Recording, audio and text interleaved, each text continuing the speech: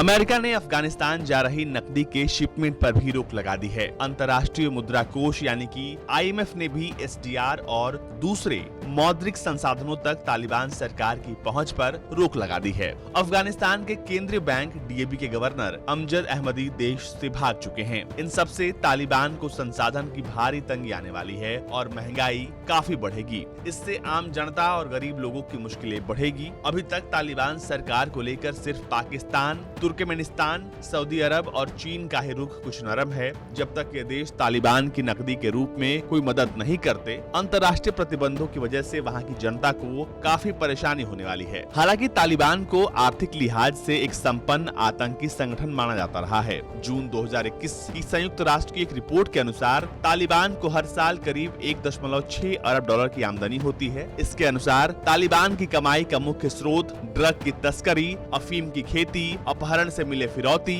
वसूली, खनिजों के अवैध दोहन और अपने कब्जे वाले इलाकों में लोगों कारोबार पर लगाए गए टैक्स हैं। इसके अलावा कई अमीर लोग और NGO भी तालिबान की आर्थिक मदद करते हैं। अफगानिस्तान पर कब्जे के बाद अब तालिबान पूरे देश से टैक्स वसूल सकता है। यही नहीं, सीमा व्यापार पर लगे टैक्स से भी तालिबान सरकार की कमाई होगी। इसके अलावा बैंकों और दूसरे वित्तीय संस्थाओं पर भी इसका पूरा नियंत्रण होगा। इसके अलावा अफगानिस्तान में बड़े पैमाने पर अवैध हवाला मनी ट्रांसफर नेटवर्क चलता है। इनसे भी तालिबान टैक्स थोपकर भारी कमाई कर सकता है। अफीम जैसे व्यापार से तालिबान औपचारिक रूप से खूब कमाई कर सकता है। यही नहीं, तालिबान को देश की सभी 34 प्रांतों में करीब 704 माइनिंग क्षेत्रों पर कब्जा है, जिनसे वो भारी उगाही करेगा। अफगानिस्तान खनिज संसाधनों के लिहाज से काफी संपन्न है और खासकर यहाँ पर रेयर अर्थ मेटल पर चीन सहित कई देशों की नजर है। साल 2017 की अफगान सरकार के रिपोर्ट के मुताबिक देश में खनिज संसाधनों का कुल मूल्य करीब 3 लाख करोड़ डॉलर है।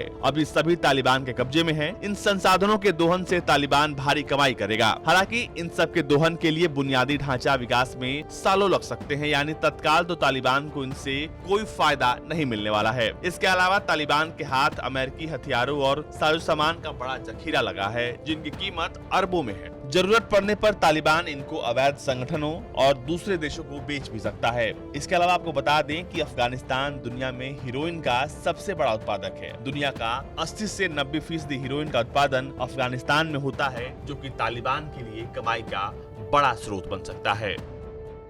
ब्यूरो रिपोर्ट, भारत तक।